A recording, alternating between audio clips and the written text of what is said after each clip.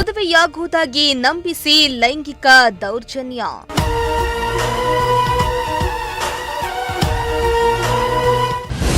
ಖಾಸಗಿ video ಚಿತ್ರೀಕರಿಸಿ ಪ್ರಿಯಕರನಿಂದ blackmail.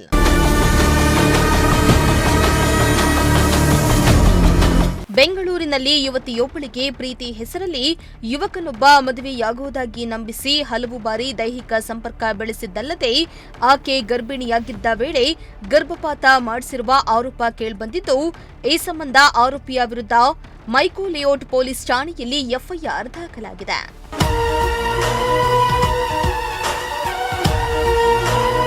ಇನ್ನು ಸಂತ್ರಸ್ತ ಯುವತಿ ಮೂಲತಃ ಚಾಮರಾಜನಗರ ಜಿಲ್ಲೆಯ ಗುಂಡ್ಲುಪೇಟೆ ನಿವಾಸಿಯಾಗಿದ್ದು, ಕಳೆದ 5 ವರ್ಷಗಳಿಂದ ಬೆಂಗಳೂರಿನಲ್ಲಿ ತಾಯಿ ಅಣ್ಣನೊಂದಿಗೆ ವಾಸವಾಗಿದ್ರು.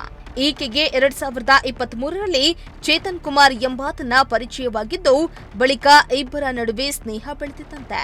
ಹೀಗಾಗಿ ಆಕೆಯನ್ನ ಅಡ್ವೆಂಚರ್ ಕ್ಯಾಂಪ್ ರೆಸಾರ್ಟ್ಗೆ ಕರೆದುಕೊಂಡು ಹೋಗಿದ್ದ ಚೇತನ್ ಆಕೆಯ ಜೊತೆ ಬಲವಂತವಾಗಿ ದೈಹಿಕ ಸಂಪರ್ಕ ಬೆಳೆಸಿದ್ದು, ನಂತರ ನಗರದ ಹಲವು ಹೋಟೆಲ್ಗಳಿಗೆ ಕರೆದುಕೊಂಡು ಹೋಗಿ ಲೈಂಗಿಕವಾಗಿ ಬಳಸಿಕೊಂಡಿದ್ದಾನೆ ಎಂದು ಯುವತಿ ಆರೋಪಿಸಿದ್ದಾಳೆ.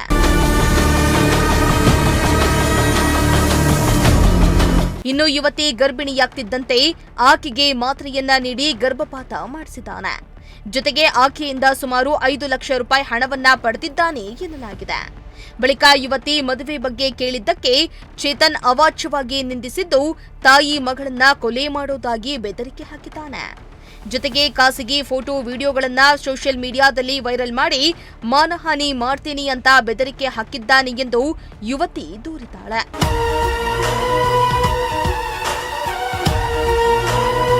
ಇನ್ನು ಇದರಿಂದ ಮನನೊಂದ ಯುವತಿ ಕೆಲ ದಿನಗಳ ಹಿಂದೆ ಆತ್ಮಹತ್ಯೆಗೆ ಯತ್ನಿಸಿದ್ದು, ಚಿಕಿತ್ಸೆ ಬಳಿಕ ಚೇತರಿಸಿಕೊಂಡಿದ್ದಾಳೆ. ಸದ್ಯ ಯುವತಿಯ ದೂರಿನ ಮೇರೆಗೆ ಮೈಕೋ ಲೇಔಟ್ ಪೊಲೀಸರು ಪ್ರಕರಣವನ್ನ ದಾಖಲಿಸಿಕೊಂಡು ತನಿಖೆಯನ್ನ ಮುಂದುವರೆಸಿದ್ದಾರೆ.